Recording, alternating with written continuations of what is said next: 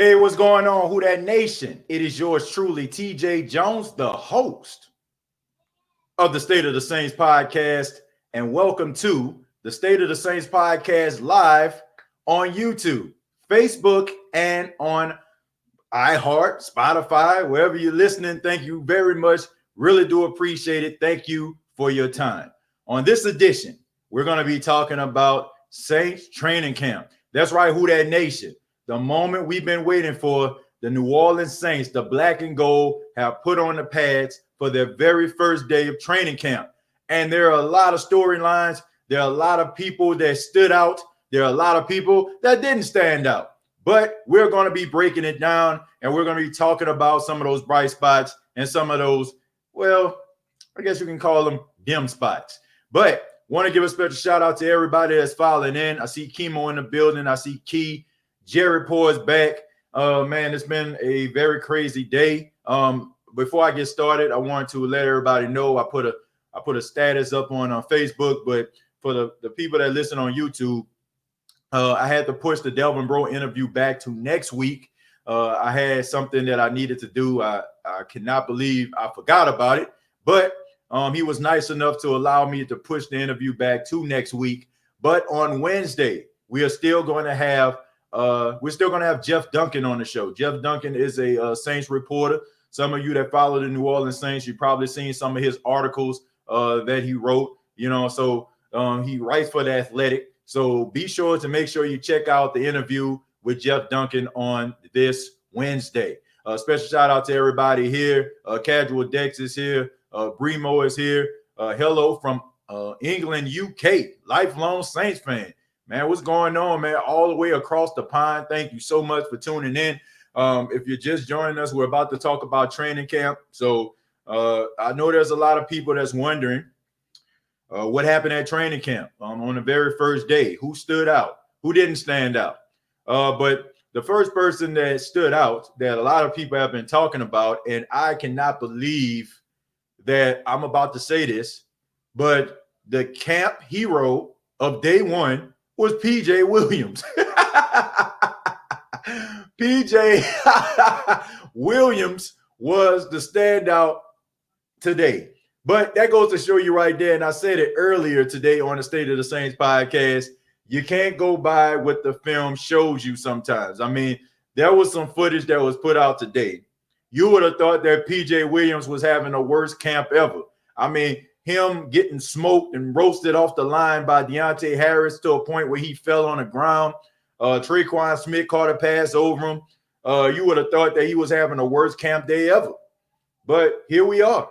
He actually had the best day out of all the Saints players. I think Amy Just, I was going back and forth with her on social media. She said PJ Williams was the standout. And I couldn't believe it. I could not believe what I was hearing. I could not believe that PJ Williams was the standout at Saints training camp. Now, you can look at it two ways, Who That Nation.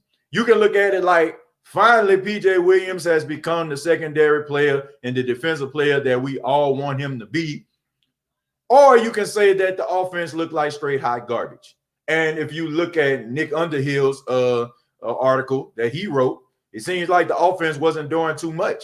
The offense wasn't really standing out. They had a very bad day of camp. And that even includes our 41-year-old quarterback, Drew Brees. It's saying like a couple plays. He actually got sacked twice, one by David Onyemata, the other by Cam Jordan. He threw the ball down the field. He overthrew a receiver. And also, Jameis Winston, he threw an interception, which wasn't his fault, okay, from what I hear. It wasn't his fault, and it was picked off by none other than PJ Williams.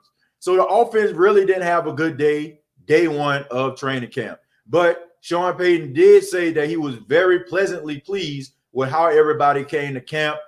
Be that as it may, that, there's some guys out there that, didn't look too well out there. But as far as physical condition, they look really good, and he was really impressed by that. So that's a good thing. That goes to show you right there that the New Orleans Saints team is disciplined. They don't have to be chaperoned. They don't have to be watched. These guys know what they need to do. They're professionals. They can go out here and work out on their own. They can put the work in. They can work on their strength and conditioning on their own time, and they can come back ready and willing to, make another run at it. So the New Orleans Saints offense didn't really look that good today, according to sources. The defense looked really good. They said that Marshawn Lattimore, Janoris Jenkins were flying all over the field. Zach Bond, the rookie that everybody's been talking about, had a really good day of camp. Those are the guys that stood out in training camp so far. On offense, Emmanuel Butler, his name surfaces again. And I'm very happy about this. I'm very happy about this, Who Dat Nation, because we all have been wondering, when are we going to see Emmanuel Butler? When is he going to take the field? And last season, around this time, ironically, training camp, he was the standout. And offensively, he's the standout again.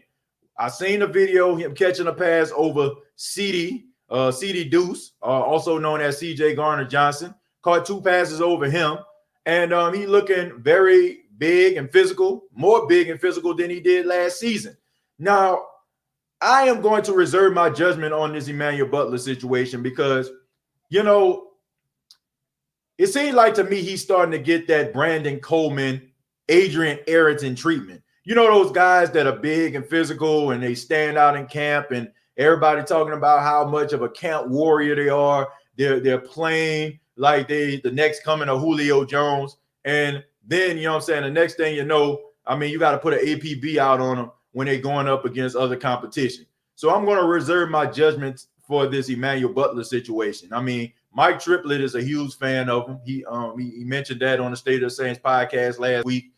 I get it, but at the same time, look, I'm reserving my judgment to Sunday. All right, I'm not getting all excited. I'm not around here clapping and saying hooray, like, woo, man, your Butler out there beasting. Look, I'm not falling for that nonsense, man, because we all know, once again, people like Brandon Coleman was the standout in camp. But when he get in the game, he couldn't catch a cold at 40 below zero, okay? He couldn't catch a cab in New York City, okay? He couldn't, man. Honestly, man, I don't really buy into training camp. I just don't. So Emmanuel Butler did a good job today, so hopefully that can actually translate to Sunday when it matters most. But those are the guys that stood out in training camp so far. Didn't really hear that much about Michael Thomas. Come on, man. What do we need to hear about Michael Thomas? Bonafide, certified beast. Emmanuel Sanders looked really good out there, according to Sean Payton. Sean Payton likes his route running ability and his skill set. Traquan Smith has some pretty decent catches. If you want to look into training camp and saying, man, these guys going to turn the corner, fine. But as for me, I'd rather see it in real time. I'd rather see these guys go up against other competition before I actually say that these guys turn the corner, especially the guys that have been struggling for years, okay? What I feel like needs to get done, in my honest opinion, P.J. Williams had a good camp today. They said that he looked really good. Getting the articles, he's getting the praise, but I feel like the New Orleans Saints need to do this guy a favor and move him to safety, okay? You can play him in a nickel, but I think that you need to play him at safety also. P.J. Williams is one of the best tacklers on the Saints team. I will give the devil his due. He is the best tackler in the secondary, one of the best. I'll say he's probably above average, probably for the exception of Janoris Jenkins. I feel like he's a better tackler. Malcolm Jenkins, okay, I'll throw him in there too. P.J. Williams is a better tackler. He doesn't belong on the outside. Every play that he had going up against one-on-ones, it didn't end up well for him. So I feel like the Saints need to do this guy a favor. It seems to me like the Saints organization really likes him. Sean Payton, believe it or not, rant and raved about him in a press conference, said that he was a very smart football player. He's instinctive. So it seems like Sean Payton really likes this guy a lot, but they need to do this guy a favor and move him to the safety position. And there's nothing wrong with that. P.J. Williams has the skills that you need in the secondary. The problem is they're trying to make this guy outside corner and make him do outside corner things or even in the slot. He's good in the nickel, but I think he would thrive at the safety position. He doesn't have the speed. He doesn't have that recovery speed. Once that wide receiver gets that foot ahead of him, he's not going to catch him. So I feel like they need to do something about PJ and save his career. So, and a lot of the plays that he made, he was in the nickel or playing in the safety. So that tells you everything you need to know about him. But I'm about to open the floor for all of the members of the Who Dat Nation. If you got something to say, speak now, forever hold your peace in the chat. That's right.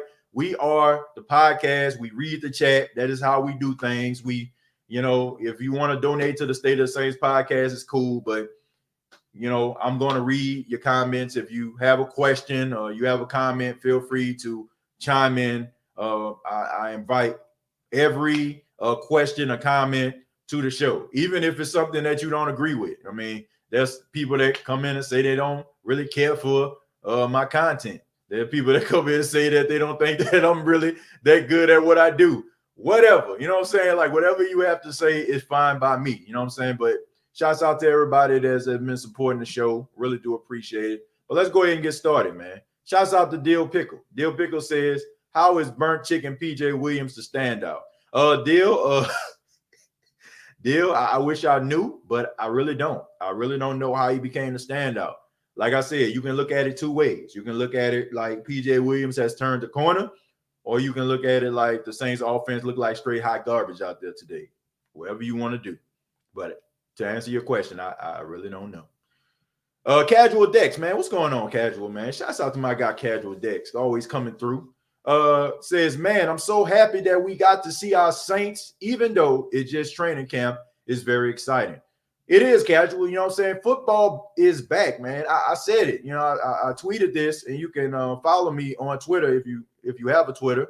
It's on State of Saints. You can follow me at State of Saints. And I said, man, it's beginning to look a lot like football season. Like it's one thing to be covering this stuff, and in between the off season, it's kind of hard to keep the content rolling. And I understand like people, they're trying to, decompress from football, especially when the Saints, got eliminated from playoff contention in such a heartbreaking fashion. But to actually have football come back and be able to talk about things and not in the past, but more of the present and what's going on right now makes you feel really good. So I'm really excited about football season, and I'm looking forward to giving you all the best content I possibly can, focusing on the Saints. Dash John Brown says, I hope Butler beats Traquan out of his spot for that third receiver. Well, Dajon, I feel like this, Dajon. I feel like Emmanuel Butler is trending in the right direction in practice. It's one thing to do this in practice, folks. It's another thing to do it in a real game. Okay, there's some people that are practice beasts. I've seen them. I practice with these folks. I've seen them in action. You would think they're the next coming of Michael Jordan if they played basketball, or the next coming of Jerry Rice when they played football. But when the crowd is cheering, and when it's loud, and when you're playing an away game and people are shouting and you can't hear the plays and a quarterback make audibles, you got to know where to be. And you got to be able to eliminate all that white noise. And some players can't do that. They can do it when they're going up against guys they're familiar with. When they're going up against guys that they don't know and they're not familiar with, it's a whole nother story. That is why I'm saying I'm reserving my judgment to all of the evidence proves that Emmanuel Butler has turned the corner. Okay, that is what I want to see. I want to see him turn the corner because he was looking like a beast in practice last season. But when it came down to him playing against the Los Angeles Chargers and that game against the Miami Dolphins, even though he caught a touchdown, he played very timid, and he didn't play like he was 6'4", 225 pounds. So I'm looking for Emmanuel Butler to prove me wrong, but right now he's looking like a guy that's a good practice player and not a good pro player in real-time situations. So prove me wrong, Emmanuel. That's all I got to say, because I'm rooting for you, because I want to see you play. Key says, I have high hopes for Emmanuel Butler. I think we all do, man. I think it stems back from last year. Key, I'm sorry. His name Key. I'm sorry. I feel like everybody has high expectations for him. Everybody has high expectations for Emmanuel Butler. But man, you gotta prove it in a game. Like I'm tired of watching good practice players. It's always those big physical guys that look like Tarzan, but in week 1, week 2, they play like Jane. No disrespect to any women out there. I'm pretty sure they got some great women football players out there, but at the same time, I'm just calling it like it is, man. He plays softer than cottonelle tissue in real-time situations. So you can call it for what it is, but I'm reserving my judgment. How you doing, Ann? Another year, who that? Yeah, shouts out to Ann, who always come through with the heat as well. Let's see. We got Jamarcus. What's going on, Jamarcus? He says, what up, TJ? Man, what's going on, Jamarcus? Man, Jamarcus always coming through. One of the familiars of the Who Dat Nation and the State of the Saints podcast. Appreciate you, brother. Aaron is back. Aaron says, I'm disappointed with Lil Jordan Humphrey so far. It looked like he still can't get separation on his routes. Aaron, I gotta say this, man. Okay, I gotta say this. I said it earlier today, and I said it at the beginning of my opening statement. We can't really buy into what we see in a 5 or 10 second clip, okay? Because, like I said, if you watch those 2 clips on PJ Williams, you seen him getting roasted and toasted. But it turns out he had the best day out of all the players. He was the standout, okay? So we can't always look at 5, 10 second clips, and think that we have the whole story. I don't know, man. I didn't see him struggle, or I didn't hear about him struggling. He is a young football player, man. But I mean, it's the first day I'm putting pads on. So let's just pump the brakes for a second, man. I don't feel like day one is going to tell the whole story. It's not going to make or break a guy. It's not going to make a guy make the team that's probably didn't. There's still opportunities for guys to make the team that are on the bubble. Okay, so Lil Jordan Humphreys, I feel like the Saints like him. He's in his second year in the system. He has that advantage over people like Juwan Johnson and Marquez Callaway. He has an advantage over those guys. So let's reserve our judgment for a tad bit. When the sources and stories come out from training camp, if Sean Payton talks about this, if Sean Payton feels like his performance is alarming, then we can have these type of conversations. All I'm saying is, Aaron, sometimes 10-second clips don't always tell the story. I mean, case in point today, once again, PJ Williams. Is Davenport practicing? Yes, Titus, he is practicing. And as a matter of fact, he actually had a pretty good practice today. They were talking about how explosive he looks. There were some times where he actually was getting hurries on Jameis Winston. And I think, if I'm not mistaken, he actually had a credited sack on Taysom Hill. So he is making some noise at practice, man. And, you know, Cam Jordan talked a little bit about Marcus Davenport. He said that he feels like, you know, if he works on his confidence and he becomes a little bit explosive and he becomes more of an instinctive player instead of a thinker, he'll be fine. And, you know, it seems to me like, you know, maybe the light is coming on for Marcus Davenport. Maybe we will see better production out of Davenport. But, yes, he is at practice, and he did have a credited sack today. So if we're talking about what he did at practice, and you know, and what, you know, if we're putting any stock into that, then he had, you know, he did have a sack. Ken Jackson Sr. says, who do you think will end up being our starting linebackers? I feel like Zach Bond will be a starting linebacker, Demario Davis, and Alex Anzalone. I feel like those guys are going to be the starters. Kiko Alonso, he started out, I think he's on a pup list, so of course he's not going to start. And I think Nigel Bradham will be a rotation linebacker just because he's just starting out. I don't feel like he's going to have a grasp of the playbook, and the fact that the Saints think very highly of Zach Bond. So I think the 3 linebackers are going to be Bond, Davis, and Anzalone. Those are going to be the 3 linebackers to start the season. Dill Pickle says, any news on Cesar Ruiz or Eric McCoy? Yeah, Dill. Actually, today, Eric McCoy started at center, and Cesar Ruiz started at right guard. So what Sean Payton said he is going to do, he's going to allow these players 2 days to play at that position. Okay. So for example, Eric McCoy plays center today. I think they don't practice tomorrow. Wednesday, he will be at the center. Okay. And then they will rotate on Thursday. Cesar Ruiz will play center for Thursday and Friday. So they're trying to rotate them. But if it was me, if I was to guess how things are going to go, I think they're going to start Eric McCoy at center. I feel like Cesar Ruiz is going to start at right guard, and they're going to develop Cesar Ruiz. And don't be surprised if they actually make the switch in the middle of the season where Cesar Ruiz plays center. But I feel like the Saints are going to start off with Eric McCoy. Eric McCoy has a year under his belt. He has the experience of being a center. Drew Brees and him have a rapport because he actually played together all season long.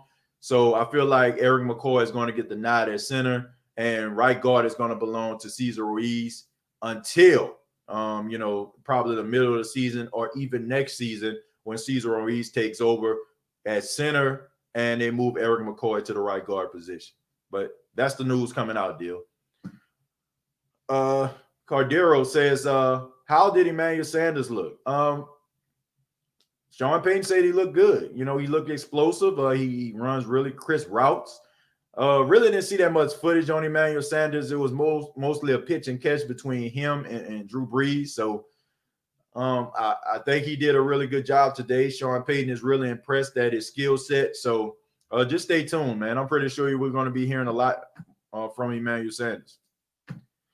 Tim, what's going on, man? All the way in Canada. He says, I don't want to hear nothing about the Williams brothers. Peyton, tell me how PJ, well, you mean PJ and the Jenkins brothers are doing. I guess you're talking about what, DJ? Oh, DJ Swearinger. Okay, I got you, man. You want to know how DJ Swearinger and the Jenkins brothers are doing. Well, Lattimore and Jenkins been locking it down. Okay, they had a awesome day from what I heard. Okay, I mean, I've been seeing articles rather, and I've been hearing people talk about this may be the 1-2 punch that the Saints been needing for a very long time. So they were handling up on business. Malcolm Jenkins, I really didn't hear that much about him, but I mean, I don't think the primary focus was on Malcolm Jenkins as much as it was on some of these younger players. Because at training camp, folks, it's not always about the veterans. I mean, honestly, do you really want to hear about what Michael Thomas is doing? I mean, you already know what he's doing. So the emphasis may not be on Michael Thomas. Michael Thomas may have had a really good camp, but we expect that. I mean, he's a beast. I mean, he's an offensive player of the year, 149 receptions, 1,700 receiving yards. Like, come on, man. Like, I feel like we're just wasting our time telling the world how great Michael Thomas is. The primary focus is on guys that are on the bubble, the guys that are the standouts, not the familiar faces, not the guys that we're known for, they're not known for making plays. You know what I'm saying? We don't pay attention to those guys in training camp. It's mostly about the guys that are on the bubble and some of these rookies we are excited about. Okay, so no news is good news in that regard. When we don't hear anything about veteran players, then mostly it's good news. But I didn't hear anything about Malcolm Jenkins, but I heard that the defense got the best of the offense on today. Tev says, what's your take on Anzalone? Think it's his last year to finally stay healthy and ball out this season? Well, is this his year to finally stay healthy and ball out this season? I hope so. Alex Anzalone is a really good linebacker. I say that quite a bit here on the State of the Saints podcast because it's true. You can get upset at the fact that he gets hurt. You can get upset at the fact that you feel like you don't see much out of him.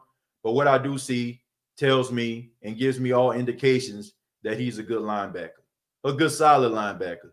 And when he is out of the lineup, he is missed. Alex Anzalone's only issue is he can't stay healthy. If he can't stay healthy, then the Saints are not going to sign him back. It's just as simple as that. You can have all the talent in the world. You can be the next coming of Lawrence Taylor. You can be the next coming of Ray Lewis.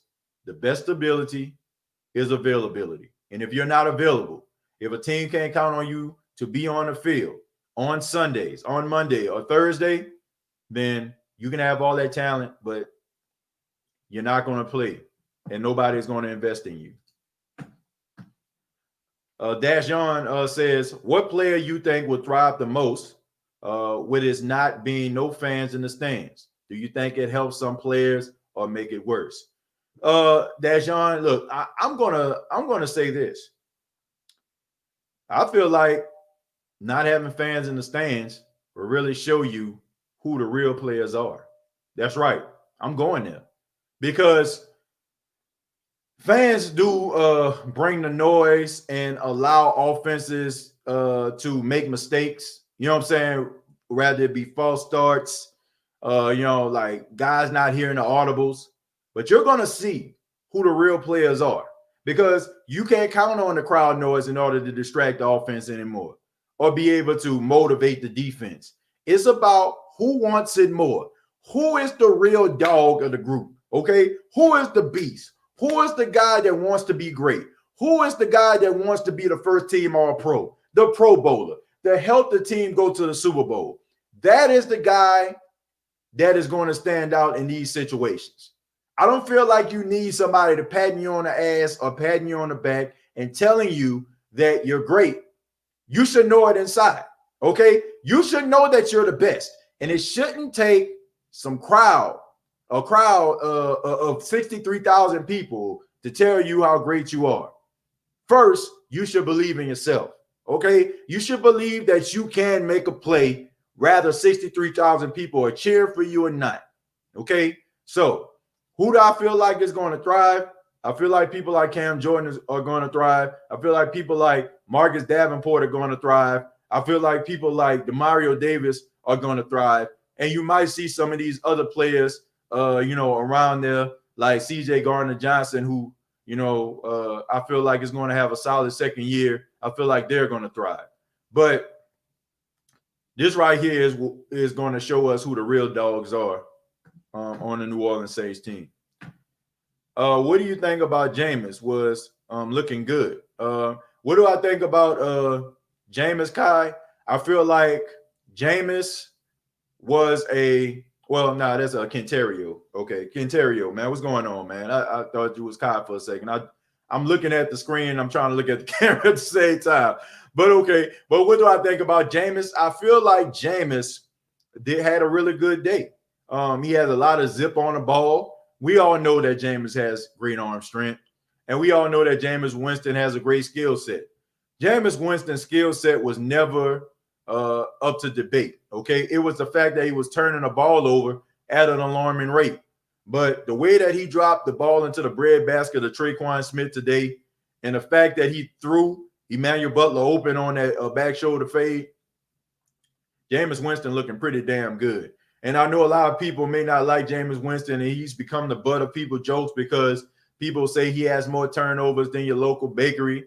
You know what I'm saying? I mean, he didn't, he didn't intercept more calls than the CIA. You know what I'm saying? Like, just stuff like that. You know what I'm saying? Like, it's just crazy stuff that has been said about Jameis Winston. You know what I'm saying? Like, people say, it's just crazy stuff. I feel like I just feel like Jameis Winston hasn't gotten a fair shake. And yes, I'm going to go there, folks. Sometimes I feel like the NFL sometimes don't have the patience for an African-American quarterback than they do for some of these other quarterbacks out there. Yes, I said it, and I said it with my chest too. Jameis Winston has all the tools to resurrect his career. And it would not surprise me at all if he resurrects his career with the New Orleans Saints and actually be the successor to Drew Brees. So, I think if he cuts down on the turnovers, I think we'll be okay. Casual Deck says, does anybody else find it trippy that Tommy Stevens is getting reps as a tight end, even though he's a quarterback? No, Casual. No, it doesn't surprise me at all. Tommy Stevens is a guy who has a lot of ability. You know what I'm saying? He's a Swiss Army knife. I mean, we were comparing him to Taysom Hill, right? So Taysom Hill played tight end last year. A lot of the passes that he caught for touchdowns, he was in a tight end position. So Tommy Stevens, him switching to the tight end position is not a surprise to me at all. I think that's one of the reasons why the Saints decided to draft him, because they feel like he brought an interesting dynamic. And that's a guy that could possibly help you in goal line situations and also, when you're in the red zone. So not surprising to me at all that they decided to do that. And honestly, man, that's probably the best thing to happen to Tommy Stevens because, how is he going to get some playing time? I mean, honestly, how was he going to get playing time? He wasn't going to play starting quarterback. We know that. He wasn't going to play backup quarterback. We knew that too. So, I mean, best case scenario at quarterback, what? Practice squad, holding a clipboard, wearing a hoodie and some sweats. That's about it. But at least you got an opportunity to make the team. So, yeah. Chemo says, I wonder how the rotation is going to go due to the situation and with the understanding of the starters against people trying to make the team and the reps to judge on who they may keep. Yeah, you know what I'm saying? That's interesting, Chemo. I feel like it is going to be tough. You don't have preseason to support your theories about players. Most of the time, coaches wait to preseason games to see what these guys actually have going up against the opposition. But you don't have that. So I'm assuming that they're splitting these guys up, and these coaches are really paying attention and really evaluating. So this is one of those times where it is going to pay if a team has some good scouts on their team. Okay, if you have some middle of the pack guys and you got guys that are on juicy fruit duty, then you're probably not going to have a good roster. So the Saints are going to really have to look at the film. They're going to really have to pay attention to what players doing what, who is utilizing their reps, and what are they doing with them. Are they being productive or they're not? So this is going to be a tough year. This is when coaches are really going to have to coach, and they're not going to be able to rest on their laurels when it comes to them just being great coaches.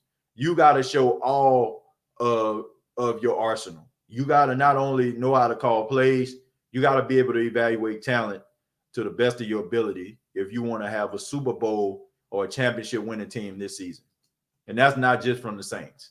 Robert, what's going on, man? Appreciate you stopping by.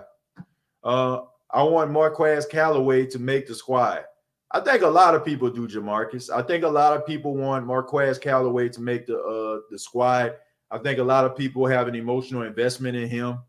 Honestly, I don't know how he became the camp hero, but I guess it's the fact that we watch a lot of SEC football, so we know the talent that he possessed. So I think he might make the team. I mean, especially dealing with COVID-19, and you're probably going to have to keep an extended amount of skill position players on your team. The Saints normally carry about 6 wide receivers, so I think they're probably going to carry 8 this season, in my honest opinion. Aaron says Raiders aren't allowing fans in the stadium for their inaugural game. It's sad, but that's the world we're living in right now, Aaron. We're dealing with COVID-19. We don't want to cancel football, so we got to make sure that these players are put in the best position possible to have a very long season. We don't want any season to be cut short, in the middle of the season, week 8, week 9, we're investing in the season. Then all of a sudden they have to shut it down. So if that means sacrificing some crowd ticket, some crowd noise and some tickets, I'm for that. I'm for that. I have no problem with that at all. So it's unfortunate, but Las Vegas has built a beautiful stadium, and people are going to be coming to it for years to come. I mean, nobody's ever stepped foot in there really. So what are you really missing right now? I mean, it's just making the heart grows in anticipation to actually show up to the stadium. So just gonna have to wait a little longer. Humanity's Pain say, how did PJ do? Well, he was the camp standout on today, believe it or not. He definitely was. So believe it or not, he had the best day out of everybody from what I hear. What's going on, B? He says, who will be the slot corner? I would assume CJ Gardner-Johnson and PJ Williams and Patrick Robinson. I feel like those are going to be the guys. And maybe you're probably throwing Keith Washington in the mix as well. Those are the guys I feel like are probably going to be playing slot corner. Kendario says, so Tommy Stevens playing the tight end role. Jared Cook looking like he ain't missed a step. Yeah, man. I mean, it's going to be an uphill battle for Tommy Stevens, playing a position that he never played before. They put him mostly in the Z. He played mostly on the line as a blocker, and he also played, as a receiver as well. So The Saints are trying to get different looks and give Thomas Stevens an opportunity to make the team. So they're really taking a good look at this guy. I'm looking forward to seeing what he has. And says, who's going to be our linebackers for the Saints?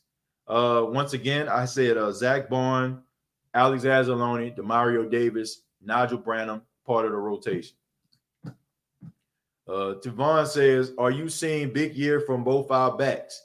Both in contract years, but I think McCaffrey deal is just going to fuel AK to unlock the dog in him again. I feel like it's not going to take Christian McCaffrey's contract. I don't feel like Alvin Kamara is wired that way. Alvin Kamara is wired a completely different way. I don't think that he's really just all about a whole bunch of money, even though these players want to get paid and you want to get paid for what he's worth. I feel like Alvin Kamara just wants to be the best because he feels like he is the best. And the injury kind of stunt his development and moving into that starting role last season. But if you look at the first 2 games of the season, he was poised to have a big-time season. So I think that the fact that he was hurt, I think that the fact that he didn't have all the tools in his arsenal due to the fact that he had an MCL tear, I feel like that was the reason why we're critiquing him the way that we are. But Alvin Kamara is still Alvin Kamara. And I believe in Alvin Kamara, and I believe that he is going to have a really good season. And as far as Latavius Murray is concerned, I feel like Sean Payton needs to use him more. I don't understand why. If you're paying a guy with about $4.5 million a year, why not use him? It's unfortunate that they're not using Latavius Murray. Latavius Murray is a really good running back. He's a guy that can get you tough yards. He's a guy, if he leans forward, he can get you 2 yards. So I don't know why Sean Payton don't utilize him. But if the Saints want to make it to the Super Bowl, I'm saying this with my chest. They're going to have to run the football. Let's move forward. We got Mike Wells says, F that. Tyson Hill. Well, I don't know who Tyson Hill is, Mike. I'm just kidding with you, Mike. We know you mean Taysom. But, Taysom Hill, we don't know what he has yet, right? We don't know what he has. We have to see in a real-time situation. And I'm not saying that Taysom Hill is not the future of the New Orleans Saints. That remains to be seen. So is Jameis Winston, okay? But we got to see more. Chemo says, anybody you have your eyes on that may be flying under the radar to make a push to make the team? Not really, Chemo. To be honest with you, I just read the articles and I just give you all, like my opinion on what I feel about things that I read and things that I see. I really don't have an emotional investment in any Saints player to make the team. I just want them to have the right 53, Chemo. I don't want you to think that I'm copping out of your question here, but I just want them to have the right 53 because, folks, I'm just tired of dealing with this every year. I'm just tired of dealing with the same situation over and over again. The Saints dealing with depth issues because guys go down and the guy that steps up can't deliver. I just want them to have the right 53 where they can make a run and possibly make it back to the Super Bowl. I don't care who it is. I don't care if it's Joe Bacci. I don't care if it's Roach. I don't care if it's Marquez Callaway. I don't really care who it is. As long as they have the right 53 in place that can get this team where it needs to be, a place where they should have been 2-3 years ago. I'm fine with that. I have no problem with that.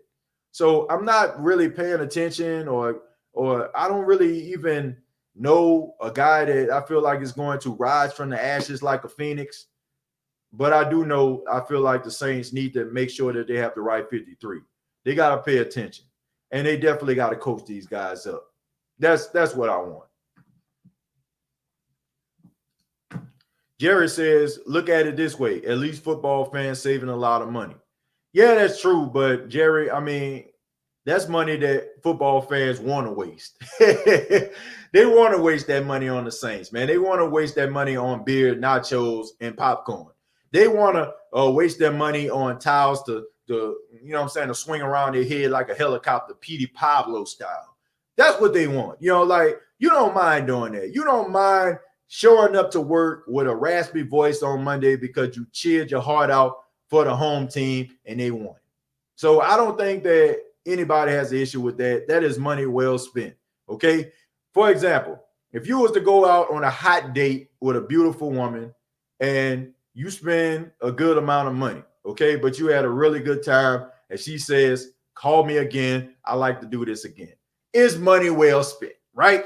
And vice versa for the ladies, right? You go out with a nice guy, you know what I'm saying? He opens the door for you. He pulls your chair out, you know what I'm saying? Take you to a nice restaurant, the conversation bomb. He looking at you in the face and not looking at your anatomy and understand that you're a person. You feel good, right? And you feel like, man, that is time well spent, all right? Money well spent. That is the way I feel like fans feel about football or any sport of that matter. It's not about spending a whole bunch of money. It's about the experience. And I think that people don't care about spending money if the experience outweighs the money that they spend.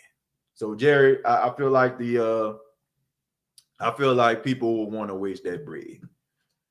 Cedric says our depth at corner is trash. I agree with that, Cedric. I 100% agree. I feel like they need more depth at corner. But man, we got two good corners. You know what I'm saying? If they stay healthy for 16 games, we are hype. Chemo says you got my wife in here laughing, saying you tired of this every year. I mean, it's the truth, Chemo. Like, aren't y'all tired? Like, really? I don't care if you're a diehard. I use Jerry for example. Jerry is a glass half empty, half full type of guy. Jerry Poor is the guy that brings us all together. He is the guy that is the Zen master in this thing. All right. But I'm pretty sure if you ask Jerry, he's tired of this too. Okay. He's tired of dealing with the same situations over and over again. And I know I am, folks. I've been in this thing for 30 years, as far as I can remember. I only can think back to when I'm about 4 years old when I had the WWF wrestling ring on the floor, playing with the Ultimate Warrior and Hulk Hogan and looking at the TV at the same time. So that's as far as I can go back as a Saints fan. So I'm going to say about 30 years into this thing because I'm 34 years old. I'm tired, man. I'm tired. I'm tired of watching a team with all of the weapons, all of the tools to be successful, only to get put out of the playoffs by mediocre quarterback play and predictable ass defense. Seriously, folks, I'm sorry. I only can speak real here on the State of the Saints podcast. If this is your first time looking at this podcast, we keep it 100 here. We're Saints fans, but we're realistic Saints fans too.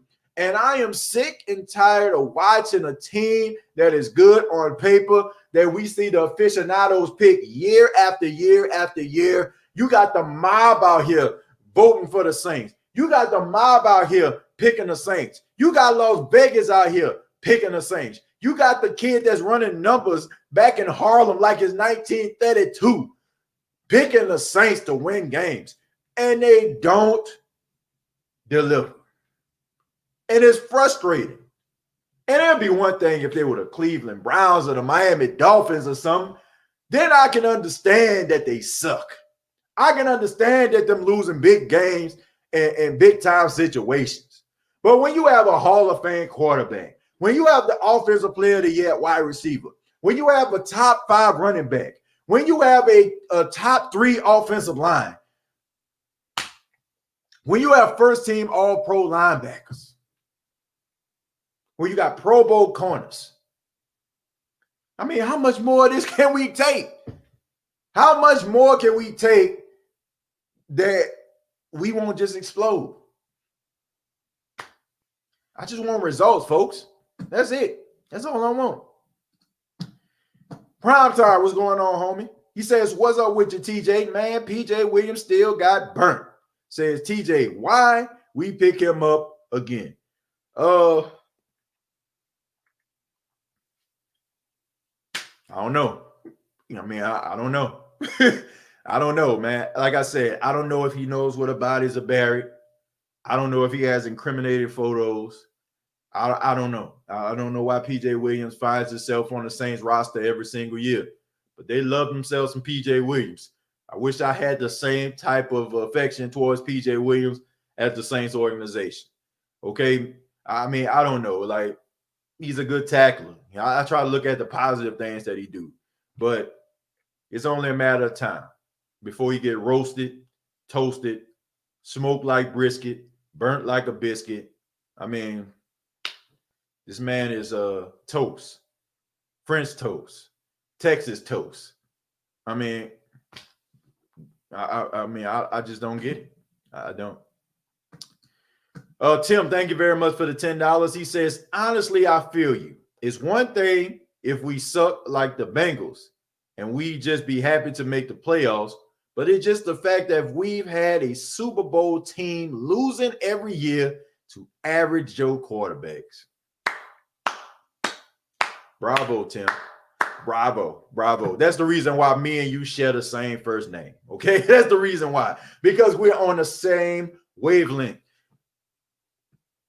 If they lost to people like Patrick Mahomes, if they lost to Russell Wilson, I would understand, because y'all know how I feel about Russell. Y'all know that Russell Wilson, outside of the New Orleans Saints, is my favorite NFL player. But when you're losing to Case Keenum, when you're losing to Jared Goff, when you're losing to Kirk Cousins, what am I supposed to do with that? What am I supposed to do when I have a Hall of Fame first ballot as a quarterback, and he goes out there, he played like he's Stoney Case, Rob Johnson, or Scott Mitchell in playoff situations? What am I supposed to do with that? And don't say, man, TJ, man, you tripping, man. I'm talking about Drew Brees like that. Man, call a spade, folks. Drew Brees is an elite quarterback. There is no excuse for an elite first ballot Hall of Fame quarterback to be throwing less than 200 yards in a playoff game. There is no excuse for a future Hall of Fame quarterback to not be able to deliver in clutch situations. There is no excuse. And yes, I know that Drew Brees has delivered, and in some cases, it has not been his fault that the team lost. But you can't make an argument that you're watching people like Patrick Mahomes in their second season, beasting. You're seeing people like the 49ers, who were sucking for the last 3 to 4 years, beat teams into submission in the playoffs. I just want the Saints to do the same thing. I'm serious, man. If you go back, like, think about this, folks. When you think about the Carolina Panthers, hell, even the Falcons, I can't believe I'm saying this. When they were known as the best teams in the league, in the playoffs, they showed it. Carolina went into the playoffs 15-1, went to the NFC Championship and beat the brakes off the Cardinals. The Atlanta Falcons cruised into the playoffs and beat the brakes off the Green Bay Packers in the NFC Championship game. All I'm saying is this. We all can agree, as good as Cam Newton is, as good as Matt Ryan is, Drew Brees is better than both of those individuals. So why in the hell can we have a playoff performance like that? Why? That's all I'm asking. Why? It's frustrating. It is frustrating, folks.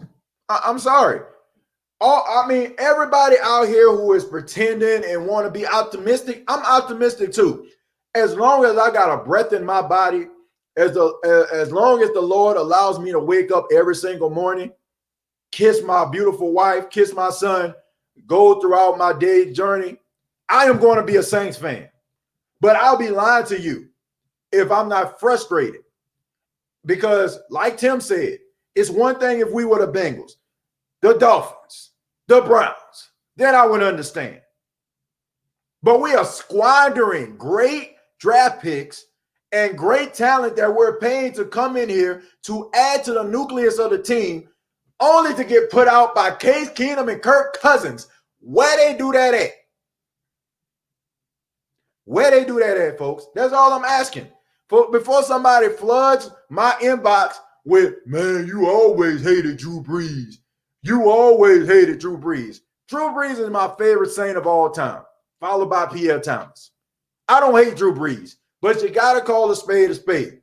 I expect better out of a future Hall of Fame quarterback in the playoffs.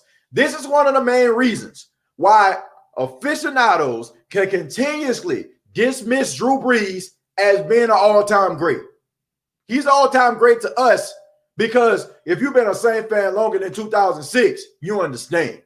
But at the same time, he can continuously get dismissed by aficionados of the national media because of what he does not do in the playoffs.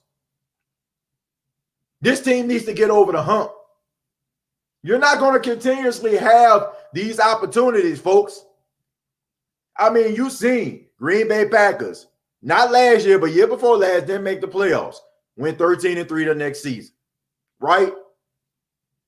You've seen teams like the Rams go to the Super Bowl, then make it back. You've seen teams like come from being a Legion of Boom and a defensive oriented team to being led by Russell Wilson in Seattle. Teams are getting better, folks. And if you think that the New Orleans Saints are going to continuously have chances because you believe and you got hope, that's good, okay? But eventually, hope is going to just be the name of a female. Hope is going to be the name of the hospital. Hope is going to be the campaign slogan of Barack Obama back in 2008 when it comes to history. You got to be able to deliver. And if you don't, you just wasted a bunch of draft picks and time. So Brian says, preach. Brandon says, combined. Let's see. I'm pretty sure you said something else. Yeah, you said you're speaking today. Yeah, I try, man. I'm trying. I'm just being honest. I mean, y'all come here for the real. You come to the right place. Toddy Abel, my God, unbalanced offense. Don't get me started on that, Toddy. Don't get me started on that. Don't get me started on the fact that, you know, the worst thing a person can do is not be able to look in the mirror and really do an evaluation of themselves. You know, sometimes you got to look at yourself in the mirror, and sometimes it's not a good idea to always think it's somebody else being that is the problem. Sean Payton for years has been a pass-oriented offensive play caller. What the hell did it get you? You know, I mean, you can't say it got you a Super Bowl because it didn't. Back in 2009, the Saints were the number 3 rushing attack in all of football. They ran the football. They had a balanced attack. Now, from 2010 to about 2016, y'all wanted to throw the ball all over the place like y'all in the New Orleans Voodoo. But what really did that get you? It got you a bunch of records for Drew Brees. It got you as a well-oiled machine. You know, as far as like, you know, offensive efficiency, that's cool. But what did it really get you? Does anybody remember Don Coryell? I'm pretty sure we got some older viewers of the State of Saints podcast. You probably remember the San Diego Chargers back in their day when Kellen Winslow and Dan Fouts was there. Air Coryell is what that offense was called. Air Coryell was one of the best offenses in all of football. Better than the West Coast offense that was administered by Bill Walsh. But why is it that Bill Walsh is forever remembered in the sands of time and not Don Coryell? Unless you like a historian of the NFL. It's because Don Coryell didn't win nothing. It's because Don Coryell paraded a great offense out on the field every single year, only to not pay attention to the elephant in the room, which was they didn't have defense and they didn't run the football. So when they went up against teams like the Miami Dolphins, and it was exciting because Don Shula is a mastermind in his own right with running the football and calling good offensive plays. But what did it get Don Coryell? Nothing. Sean Payton All that throwing around the football 40, 45 times a game, making it exciting for us. What did it really get you over the past decade? Nothing. I mean, those that continuously repeat, you know what I'm saying, doing the same thing over and over again, you're going to get the same exact result. Okay? So if you continuously throw the football all over the place, what are you going to gain? I really don't know. I don't know why. A part of me knows why, you know, but I guess you can consider the way that I think speculation, but I really just feel like Sean Payton lives vicariously through Drew Brees. I mean, Sean Payton played quarterback position at one time when they had replacement players. He played for the Bears, and he wasn't that good, you know, and maybe he understands that his legacy is attached to Drew Brees. So maybe he invests so much in Drew Brees to a point that he forgets that it takes more than just Drew Brees to win it all. Who that nation? Fans of the New Orleans Saints. I'm here to tell you today, if the Saints don't run the football, they're not going nowhere. Do you understand what I'm saying? They are not going to the Super Bowl if you don't run the football. A balanced attack is going to get you where you need to be. Throwing the football all over the place, it generates excitement. It makes you happy. It makes you feel good. But it's not going to get you where you need to be in the end. Because teams are going to play cover 2, or they're going to try to blitz the hell out of you, and they're going to expose you. And they're going to allow you to take things underneath, and they're going to show their good tackling skills. It's not going to get you where you need to be, folks, if you become that predictable. Some things need to change. So why not implement the running game? That's all I'm saying. That's all I'm saying. Aaron says, what's your projection for Adam Trotman this season? Adam Trotman, I think he's going to have a good, solid season, okay? I'm not believing that article I read about when the Saints might have a rookie offensive player of the year. Knock it off. Knock it off. Not happening. Not going to happen. Don't keep your fingers crossed for Adam Trotman being offensive player of the year. But I think he will have a solid season because he has a lot of great attributes. And I think that he might end up getting about 40 to 50 catches. I think he might have about 600 yards. I think he might have around 6 or 7 touchdowns. So good, solid season. Something to build on for from year 1 to year 2. Who that nation? Not to mention our O-line coaches really need to teach our linemen how to fart at scrimmage. If Armstead and them pass more gas at the snap, Brees will be protected because defenders won't want to rush. Well, who that nation? If that's can stop the defensive line from getting to Drew Brees, then why not? Why not? Tim, thank you very much for the $10. So he says, and not to give you a higher blood pressure, TJ, but I have to bring it up. These average Joe quarterbacks look like Peyton Manning when they play us, but immediately look pedestrian the next game. Swept. That's true. I didn't see or read any lies in that statement. That's what really frustrates me. They make the most average quarterback look like the second coming of Joe Montana out there. Okay? I mean, I don't know. I just don't know. I'm just tired of it. If we actually use Murray, we can be a good running team. We have 2 backs, but only use 1. You know, sometimes I feel like Sean Payton just wants everybody to recognize how much of a genius he is. He has this look at me complex, like, man, look at me. Look what I can do. Look, I can take a guy who nobody really heard of named Alvin Kamara and make him into a superstar. I can take a guy like Demario Davis who was picked up by the Cleveland Browns and picked up by the Jets, and I can turn him to a first-team All-Pro.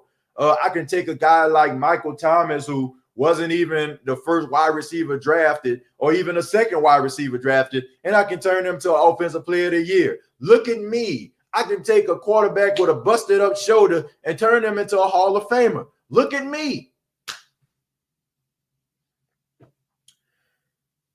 But you got to run the football. You got to run the football, folks. You got to be able to run the football, and you got to get out of your own way. Can't always be about you. You got to be about the team. If you got two thoroughbreds back there, you got two thoroughbreds that can go out there and get you 100 yards on any given Sunday, ride them till the wheels fall off. Allow your 41-year-old quarterback to play pedestrian. I think Drew Brees has earned it. Okay, Drew Brees has shown us what he can do. And if you just so happen to get into a shootout, you have the quarterback for the job. But run the football, for God's sakes, for the love of God, for all things that is wholly true and genuine. Run the damn football. Please. High praise from the host, Jerry. Man, shouts out to Chemo, man. Appreciate it, man. Thank you. Kent says, yes, I remember Air Coryell with John Jefferson, Willie Joyner. Yep. Chuck Muncie. I mean, great players, man. Great players. Didn't win nothing, though. Didn't win nothing at all.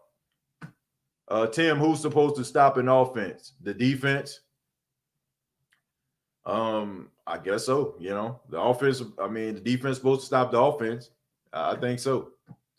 Dad John says, shouts out to your podcast. Make me love being a Saints fan. I mean, man, this is all passion here. This is all heart. Rather, it's coming from me or the chat.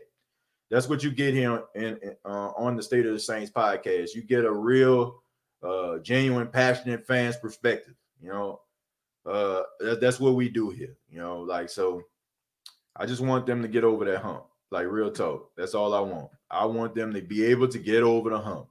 They do that, then I'll be fine. Let me scroll back up just a tad bit. I think I may be missing a few people.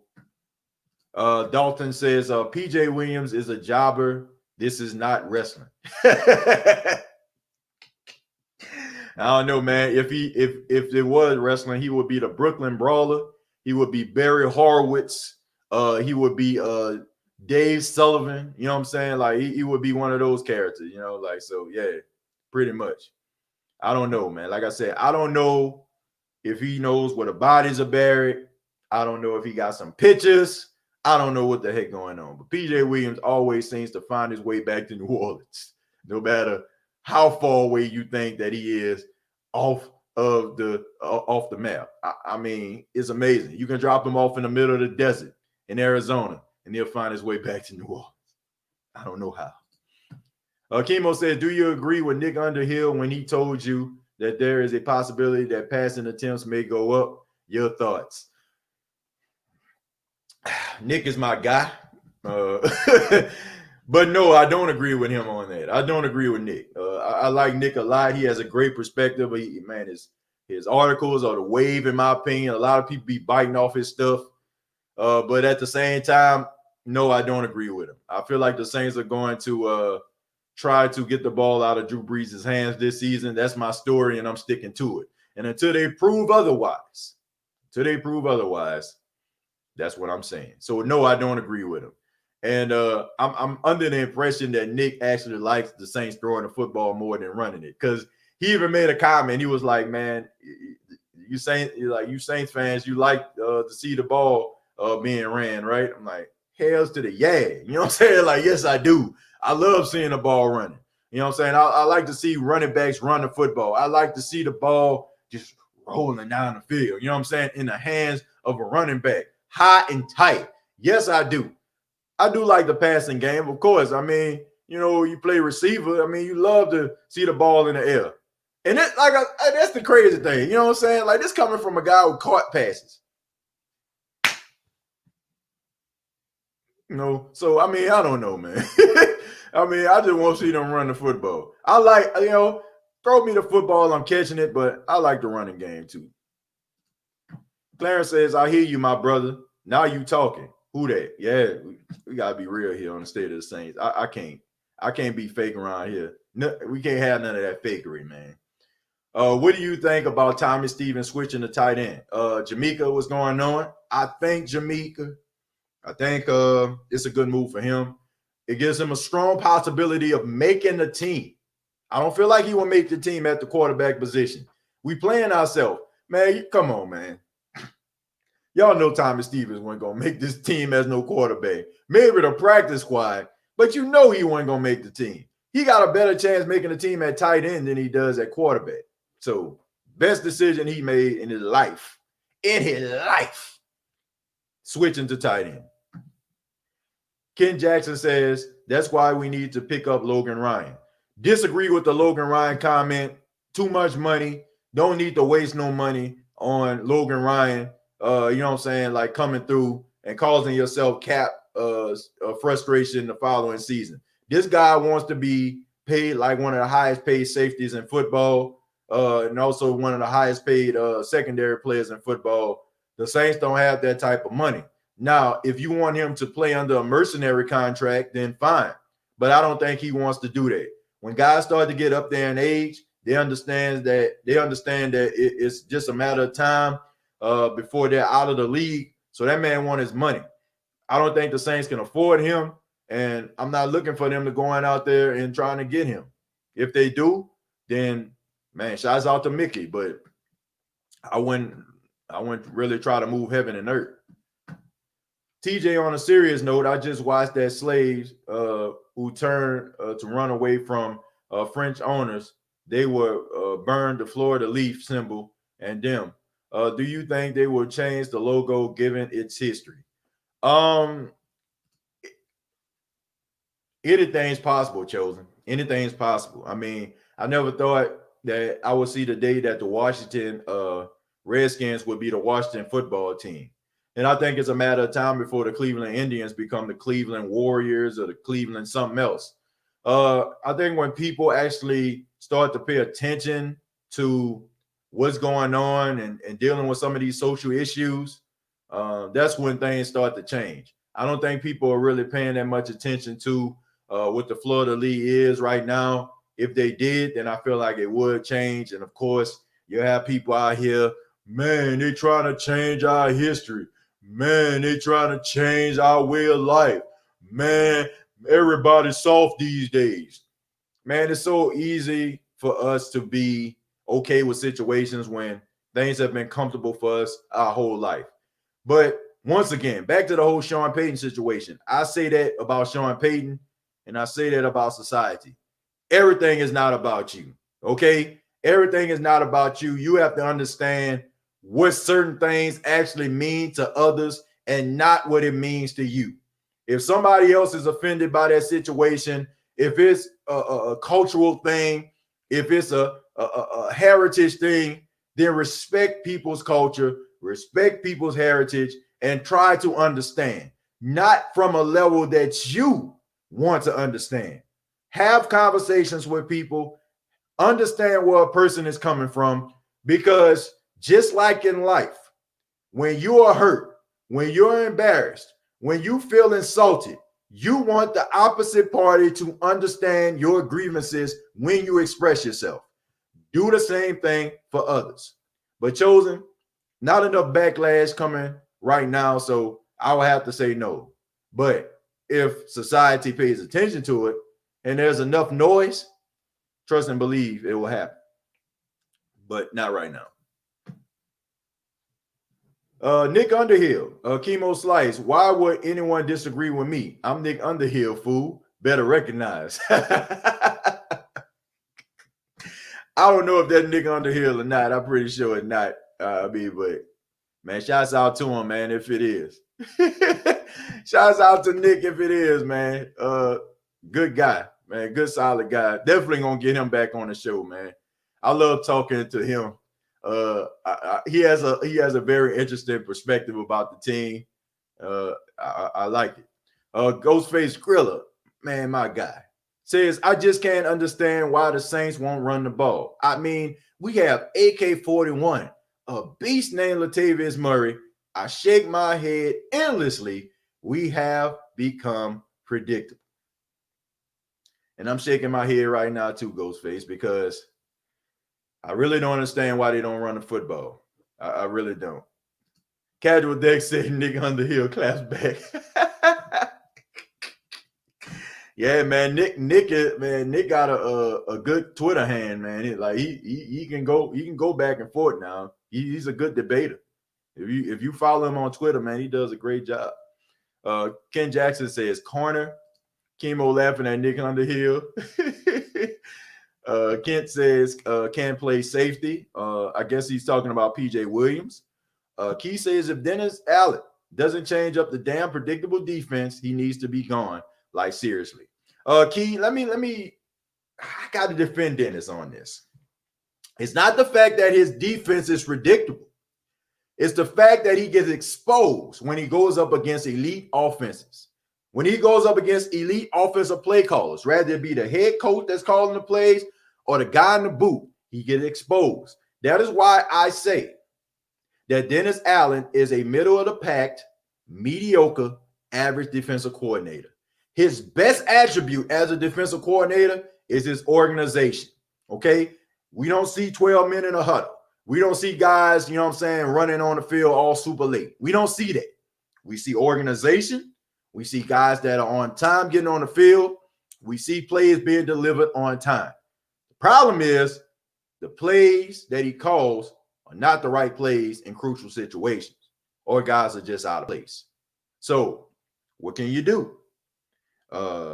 You can keep Dennis Allen and be okay with the organization and the different schemes that he calls and be okay with it, but you're going to continuously have the same issues, in my opinion. When you go up against elite competition, when you go up against playoff caliber teams, it's going to be a rough outing for you. So you can look at it two ways.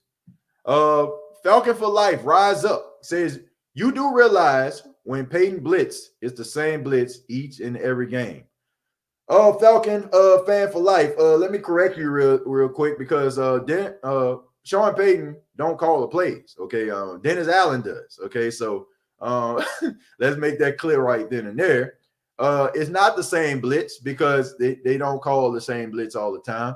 You might see you might see a corner blitz coming. You might see a safety blitz. You might see a NASCAR blitz. You might see a 46 defensive blitz. You might see different type of exotic blitzes. Problem is sometimes they don't hit home and the cornerbacks get exposed. But I feel like this is going to be a change this season as long as Janoris Jenkins and Marshawn Lattimore stay healthy. I feel like you can blitz more because now those guys are going to give the defense a longer time to actually get to the quarterback. Instead of getting there in 3 seconds like they're supposed to, they can probably get there or wait 4 to 5 seconds and get there. So if I was a Falcon fan, knowing that y'all don't have a good offensive line, know that Matt Ryan is kind of jittery in the pocket, knowing the fact that he hasn't been the same since Kyle Shanahan left and went to San Francisco, I would be very, very nervous. Okay, I would be very, very nervous about that. I'm just saying. Yes, that part, TJ. Shouts out to Dalton. He says, I think this is going to be last chance for Rankin if he gets injured. Yeah, I think so. I think it's probably going to be his last chance, but let's just hope, man. Look, let's stop this, okay? Let's stop with the scenarios about guys getting hurt. Come on, man. Let's knock on wood. Let's make sure that these guys don't get hurt. Let's look at it like these guys are going to play the 16-game season. And I understand, for the last couple of seasons, Sheldon Rankins hasn't played a full 16. But let's not pretend like when Sheldon Rankins, before he got hurt the last 2 seasons, wasn't really good. Okay, let's not pretend like he wasn't. Let's not pretend like this guy's chopped liver and damaged goods because he tore his Achilles in the divisional round of the playoffs. And usually Achilles tear normally takes 9 to even a year to actually fully heal. And this guy came back in the middle of the season, didn't even take him a full 10 or 11 months to get fully healed. Let's not pretend like he didn't re-aggravate that. Come on. We know the deal. So let's stop, criticizing this guy too much because when Sheldon Rankins is in the game, he makes plays. Okay, this isn't like we talking about PJ Williams here. Okay, it's not like we talking about P-Rob. We're talking about Sheldon Rankins. There's a reason why teams haven't rushed for 100 yards in almost 2 years on the New Orleans Saints in the regular season. Let's put some respect on this guy's name. Please. Pretty please. Falcon fan for for Life says, rise up. He says, y'all signed Malcolm Jenkins with all that money, and he got a good 2 years left in him. Well, it wasn't a bunch of money. Falcon fan for life. It wasn't a lot of money. It was pretty much a safety minimum, if you ask me, for a veteran, you know what I'm saying, of his caliber. So it wasn't a bunch of money. A waste of money, in my opinion, you know what I'm saying, would be, on, I don't know, some of those players that y'all select in the first round. Maybe y'all need to focus on, trying to get that GM up out of there, because it seemed like he just be whiffing on draft picks. But I mean, that's just me, man. I mean, I'm just being honest. Jerry Trudat. Let's see what Jerry had to say. I must have passed it up. Let's see. Falcon fans are still selfish. Also says, State of the Saints podcast. I still don't understand why Falcon fans still come here to chat. I don't have a problem with that, Jerry. I don't. I'm not. Look, I welcome all fans. I don't care what team you rep. I don't. That's just the way I roll. Like I don't care. Come in here, say what you got to say, wherever you feel. Bring it on. Bring it on. Like I don't care. Like if you're a Carolina Panthers fan, if you're a Tampa Bay Buccaneers fan, I welcome you. I don't have to agree with you. And you know what I'm saying? Like, and we shouldn't live like that sometimes. Sometimes it's healthy. It's healthy to have different debates from people that think differently from you. So I welcome Falcon fans. I welcome Panther fans. I welcome Bucks fans. Feel free. Comment. Chat. Let's interact with each other. And then when the season comes, we kick your ass.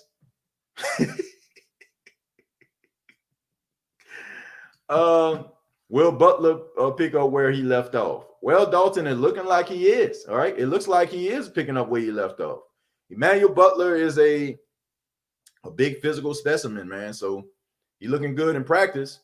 And like I said, my only issue with him is, can you do it in a regular season? Miguel says, God bless Sean Payton. God bless our Saints. Black and gold Super Bowl chopper styles. Motorbike. Thank you, Miguel. I appreciate that. Thank you so much. Tro says, where these Falcon fans come from? I don't know. But like I said, I have no problem with them being here. I don't. I really don't. This is for Falcon fan for life. Rise up. The reason you come on here is because y'all couldn't get the job done at Super Bowl 51. And you know it. Yeah, I mean, that is true. Y'all did kind of blow it. Y'all did waste a great chance. Falcon for life rise up says, okay, the Saints been the best team in the playoffs 3 years straight and lost all of them. I got to agree with him on that. I mean, it's true. The Saints have lost in the playoffs 3 straight years. But at least the Saints been to the playoffs over the last 3 years. I'm just saying. Finishing the season 7-9 in consecutive years with all the talent that y'all possess. I don't know, man. I don't know. That's looking kind of bad right there, man. The fact that y'all actually have all that talent, and every time I'm in the debates and in some of these group chats and on Facebook, I'm seeing people always bringing up Julio name. So if Julio, the greatest wide receiver of all time, and he's the greatest wide receiver in all of football, why y'all ain't making the playoffs, man? Why Julio Jones ain't scored a touchdown for 9 straight weeks? I'm just wondering, man, if he is that guy, if Matt Ryan is a future Hall of Famer like y'all saying he is, why haven't y'all been back to the playoffs in the last 2 years? Oh, I can tell you why. Because the guy that y'all thought was going to be the future of your team, Vic Beasley, is now playing for the Titans. And Takk McKinley, as emotional and as heartwarming as his draft was, him holding a picture of his grandmother who passed away, he has not lived up to the expectations. Whiff.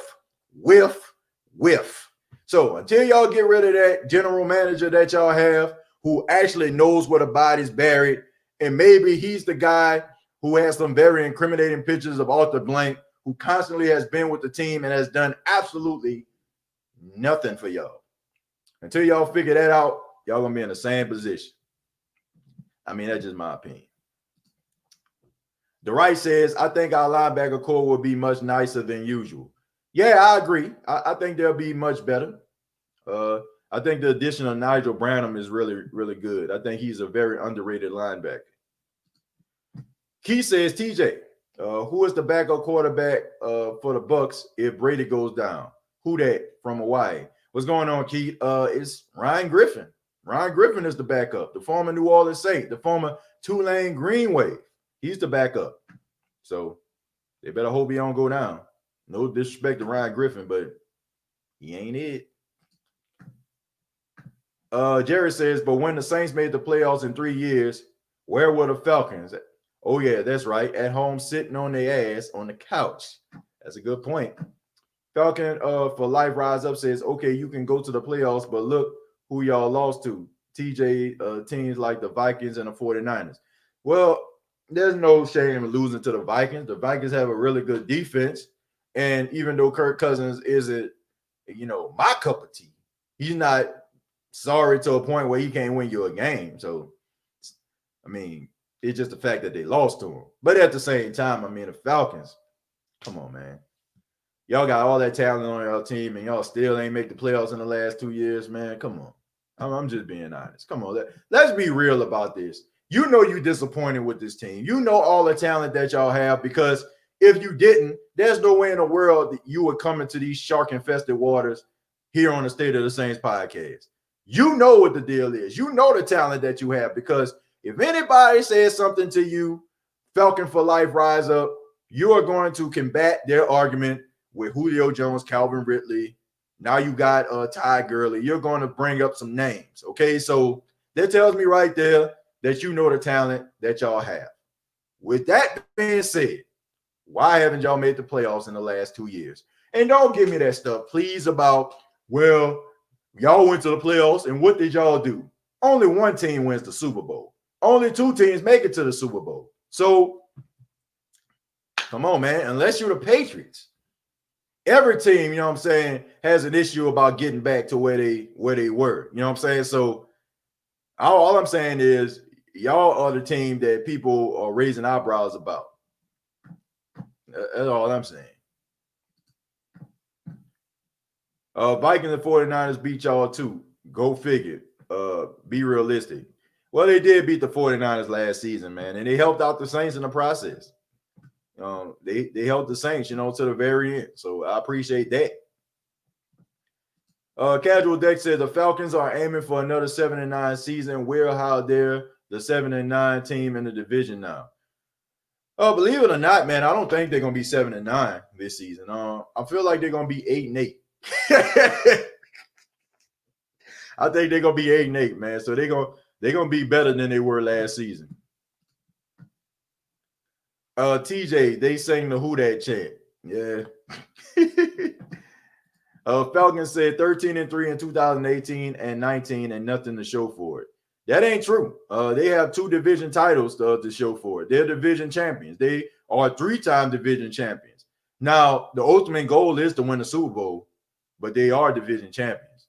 And let's not pretend like the Saints didn't beat the Falcons the last 3 times they played them. Before the Falcons beat the Saints early this season, the last time the Falcons beat the Saints was December of 2017. So, come on now. First game is in a dome. Don't forget it. It's a Saints home game where you can come feel the breeze. Can't guard Mike, so bring it, please. Dome Patrol is in the house. Our defense will knock you down and put you in your place. This is the NFC South Champions house. We won't be replaced. Who Dat for life with the Who Dat Nation. Couldn't say it any better. Miguel saying it with his chest. Man, y'all just going back and forth right now with that Falcon fan, man. Y'all got him all riled up. He got y'all all riled up. But I have to go ahead and end the show, man. But I want to say thank you all for checking out the State of the Saints podcast. I really do appreciate it, man. It is one of the best parts of my day, being able to spend time with you all, being able to see some of your comments and go back and forth with you guys and answer some of your questions. And if this is your first time checking out the State of the Saints podcast, please subscribe to the YouTube channel, youtube.com, search The State of the Saints podcast, facebook.com, search The State of the Saints podcast. Episodes are available on Spotify, iHeartRadio, iTunes, and Anchor FM. So if you have not joined on Anchor, I'm asking for your help right now. I'm asking you to go to Anchor FM and search the State of the Saints podcast and follow the page. Okay, I'm trying to boost the numbers of the podcast, the audio form of the podcast, because there are a lot of people in the Who Dat Nation that can't watch the videos that I put out. They can't watch it. They're probably at work, you know what I'm saying, on the go, probably working out. So really want to push this podcast form, you know what I'm saying, in audio. So please help me out. Go to Anchor FM, search the State of the Saints podcast, and just go ahead and follow the page for me. Thank you so much for your time. Hope everybody has a good morning, evening, night, wherever it is in your time zone or your part of the country. And like always,